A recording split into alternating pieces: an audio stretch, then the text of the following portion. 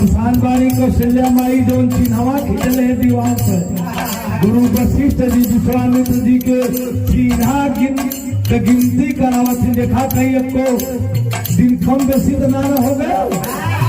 वाह कागा के बुलाए के कौशल्या जी कौआ से कहते कहते भैया वो समय जब कागज वो समय पोस्टमैन रहलू वो जमाने में कागज जौन बा वो जो पहले आपका मोबाइल के जमाना होगा।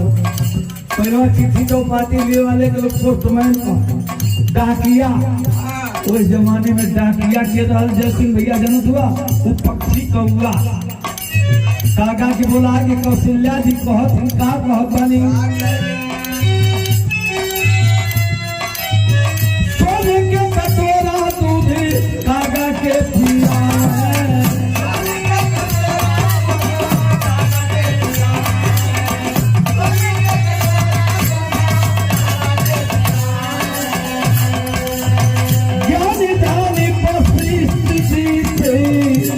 सब गिनती करवा खाली हे काका महाराज हमारे बेटवा राम के समाचार और हमारे बहू सीता हमारे लखन के अगर समाचार दे देगा तो तुम्हारे मुंह में सोना लगवा दे। तुम्हारे सोच में जवन बा सोना बढ़वा दे। इतने ना तबले भर का मास्टर